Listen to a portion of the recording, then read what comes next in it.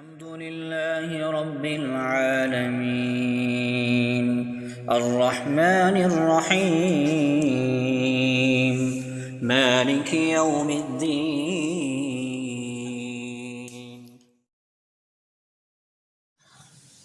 قربانی اصل میں یہ حضرت ابراہیم علیہ السلام اور حضرت اسماعیل علیہ السلام جو اللہ کے جلیل القدر انبیاء میں سے ہیں، ان دونوں حضرات کی یاد میں اللہ جل شانہ کو ان کا وہ عمل اور ان کی وہ قربانی اللہ پاک کو اتنی پسند آئی کہ اللہ جل شانہ نے ان کے اس عمل کو امت محمدیہ کے لیے باقی رکھا، اور اس طرح باقی رکھا کہ انہوں نے تو جان کی قربانی پیش کی تھی۔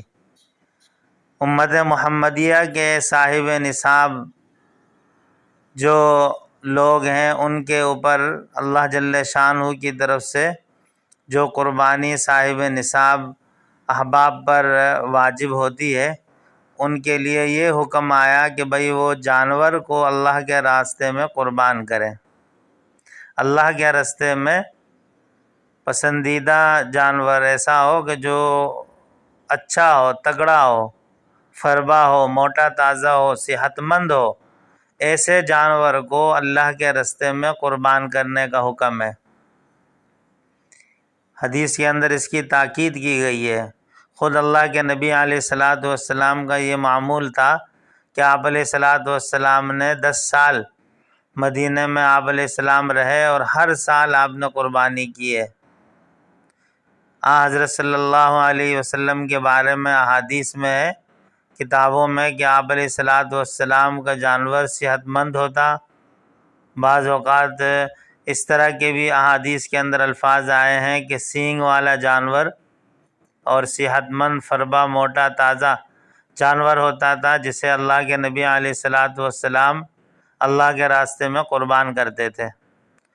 تو جو صاحب نصاب ہوں گے ان کے لیے شریعت کی طرف سے یہ حکم ہے کہ وہ قربانی کے دنوں میں اللہ کے راستے میں جانور کی قربانی پیش کریں۔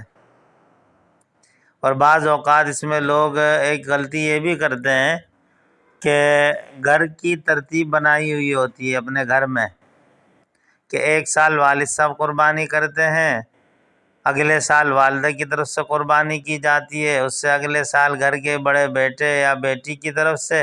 اس طرح کا ایک سلسلہ چلتا ہے جو کہ بالکل شرعاً ناجائز اور غلط ہے۔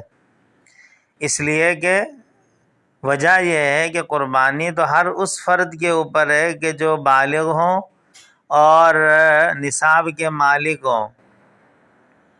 اور قربانی کے لیے بھی بسا اوقات لوگ یہ سمجھتے ہیں کہ شاید جو 52.5 تولہ چاندی یا ضرورت سے زائد سامان یا اسی طریقے سے جو اگر کسی کے پاس 52.5 تولہ چاندی کے برابر کوئی تجارت کا مال ہو، تجارتی اموال اگر کوئی ہیں اور اس کی قیمت بھی 52.5 تولہ چاندی کے برابر ہے تو یہ بھی اس کے اندر شامل ہے۔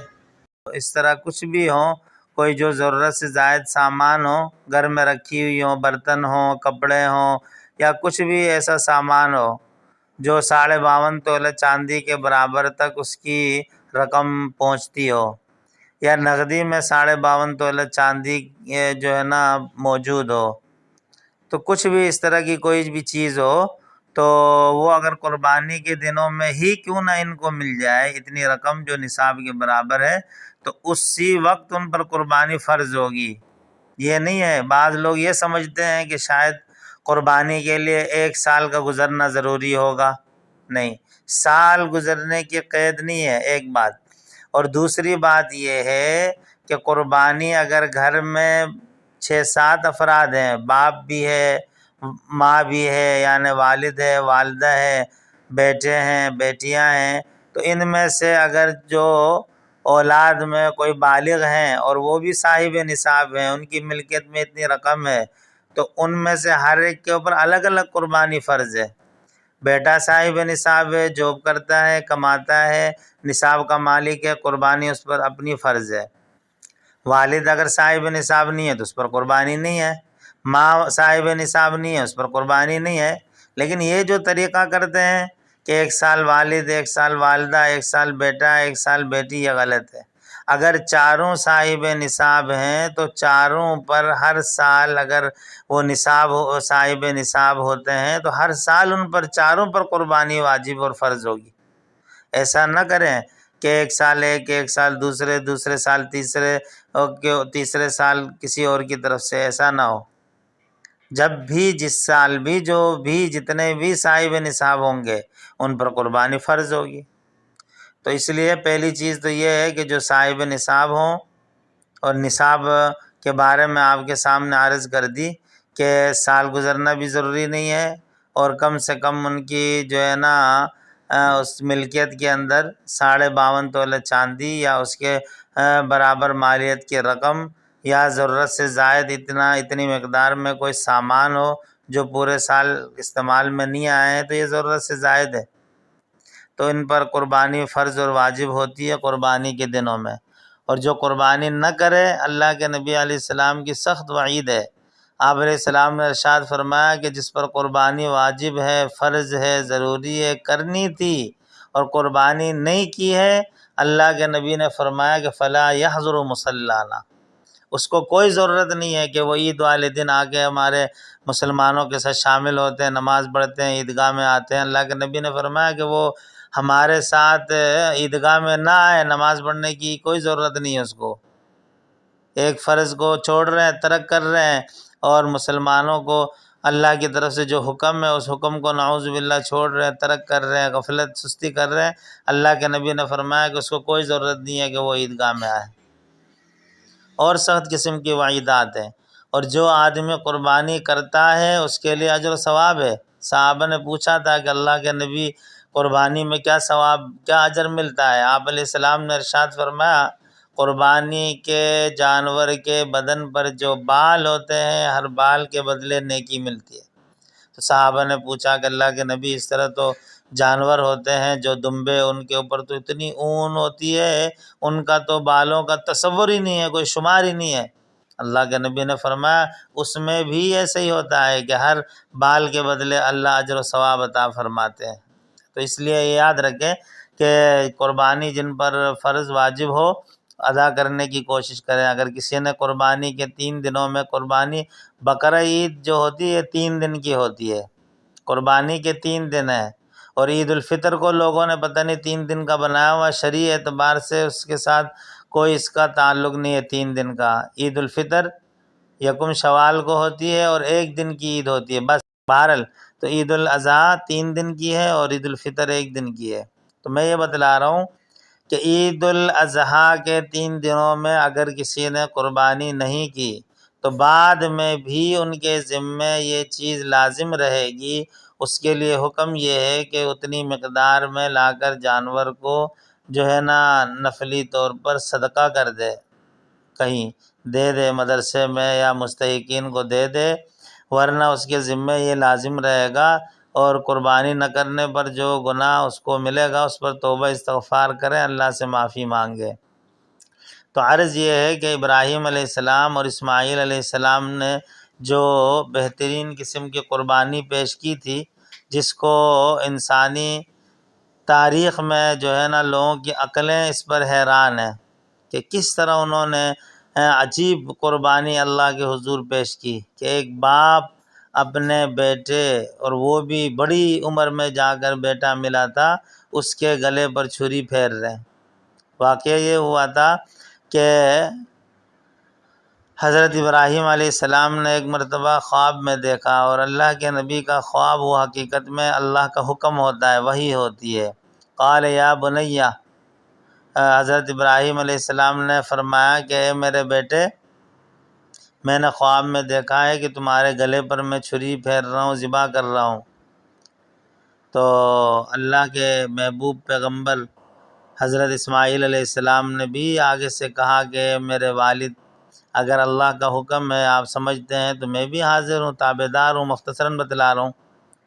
تو باہر لے کر گئے، بیٹے نے مشورہ بھی دیا کہ ابا آپ اپنے آنکھوں میں پٹی باندھ لیں، میرے ہاتھ پاؤں باندھ لیں، تاکہ قربانی پیش کرتے ہوئے کوئی کوتاہی ہم سے نہ ہو جائے، اللہ ناراض نہ ہو جائے۔ ابراہیم علیہ السلام چھری پھیرنے کے لیے تیار تھے، اللہ نے وہی بھیجی جبریل کے ذریعے کہ جاؤ جا کر بتاؤ کہ آپ کی جو ہے نا قربانی قبول ہو گئی، اور اس کے بدلے جنت سے جانور آیا، اس کو ذبح کیا گیا۔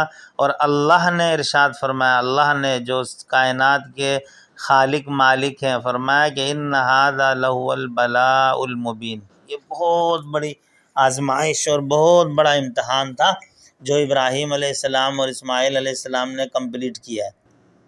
تو بتلانے کا مقصد یہ ہے، واقعہ کچھ یوں ہے، ایک تو واقعہ اور دوسرا ساتھ ایک دو مسائل بھی بتا دیے آپ کو، باقی وقتاً فوقتاً اپنے ٹائم کے حساب سے جو ہے انشاءاللہ مسائل ذکر ہوتے رہیں گے۔ تو یہ قربانی ابراہیم علیہ السلام اور اسماعیل علیہ السلام کی یاد میں ہے کہ انہوں نے جان کی قربانی پیش کی تھی۔ امت محمدیہ کے لیے حکم یہ ہے کہ وہ اپنے جانوروں کی قربانی پیش کریں اللہ کے حضور، اور اس پر اجر و ثواب بھی ہے۔ معترضین بھی بہت سارے ہیں اس میں جو نعوذ باللہ اعتراض کرتے ہیں قربانی کے دنوں میں کہ بھائی یہ جانور اتنے ذبح کیے جا رہے ہیں، ظلم ہے، زیادتی ہے، اس کے بدلے غریبوں کو پیسے دو۔ تو اس کے جوابات میں نے کئی دفعہ دیے ہیں۔ پہلا جواب تو یہ ہے کہ شریعت نے جو عبادت جس طرح مقرر کی ہے اس کو اسی طرح نبھانا ہے، ادا کرنا ہے۔ نماز ہے تو نماز پڑھیں گے، ایسا نہ ہو کہ اس کے بدلے پیسے دیں۔ روزہ ہے تو روزہ رکھنا ہے، حج ہے تو حج کرنا ہے، جو بھی عبادات ہیں وہ کرنی ہے۔ باقی رہا معاملہ غریبوں کی مدد کا تو وہ بھی شریعت نے انتظام کیا ہوا ہے، زکوٰۃ کا حکم رکھا ہے، فطرے کا حکم رکھا ہوا ہے، نفلی صدقات ہیں، خیرات ہیں، عطیات ہیں، اور لوگوں کے ساتھ خیر خواہی ہے، یہ ساری چیزیں تو شریعت نے رکھی ہوئی ہیں۔ اعتراض تو وہاں ہوتا ہے جہاں پہ کوئی متبادل انتظام نہ ہو۔ یہاں تو الحمدللہ شریعت نے غریبوں کی، فقراء کی، مساکین کی پہلے جو ہے نا ان کو ترجیح دی ہے پہلے، پھر اس کے بعد دوسرے معاملات ہیں، ایک بات۔ اور دوسری بات یہ ہے کہ قربانی جو کی جاتی ہے تو اس کی وجہ سے غرباء کا سب سے زیادہ فائدہ ہے۔ چارہ جو دیا جاتا ہے یہ غریب لوگ بیچتے ہیں، ان کو اس سے منافع ہوتا ہے، اور اسی طریقے سے جانوروں کی خدمت ہوتی ہے، اس کے لیے جو بھی چیزوں کی ضرورت ہو، گاڑی والے ہیں جانوروں کو لا رہے ہیں، لے جا رہے ہیں، کرایہ ہے، اور اسی طریقے سے آپ منڈی جائیں وہاں پتہ چلے گا کیا کیا چیزیں لوگ بیچتے ہیں منڈی میں، اور کون کون سی چیزیں خرید فروخت کی جاتی ہیں۔ جانوروں کی مناسبت سے جو مختلف چیزیں بیچی جاتی ہیں، لاکھوں کروڑوں کے حساب سے آمدنی ہوتی ہے، اور اس میں فائدہ کس کا ہو رہا ہے؟ غریب کا ہو رہا ہے۔ اور سب سے بڑھ کر پورے سال غریب کو کھانے کے لیے کچھ نہیں ملتا، گوشت کے لیے ترستے ہیں، تو اللہ جل شانہ نے یہ قربانی رکھی ہے کہ غریب کے گھر میں بھی جو منہ میں بھی لقمہ جائے گوشت کا، کہ سارے جو ہے نا لوگ جو ہوتے ہیں، لوگ ساری زندگی اپنے عیش و آرام کے اندر رہتے ہیں، غرباء کو کچھ نہیں ملتا، تو اللہ نے یہ دن بھی غریبوں کے فائدے کے لیے رکھے ہیں۔ اور سب سے بڑھ کر یہ ہے کہ بھائی شریعت نے جو حکم دیا ہمیں اس پہ عمل کرنا ہے۔ معترضین کا اعتراض تو کبھی ختم نہیں ہوگا، وہ تو کبھی نماز پر بھی اعتراض کرتے ہیں۔ یہ وہ لوگ ہوتے ہیں جو نعوذ باللہ دین کے، شریعت کے احکامات کے منکر ہوتے ہیں، شیاطین ہوتے ہیں جو وساوس ڈالتے ہیں اور وساوس پیدا کرتے ہیں۔ شریعت نے ہر چیز کا خیال رکھا ہے۔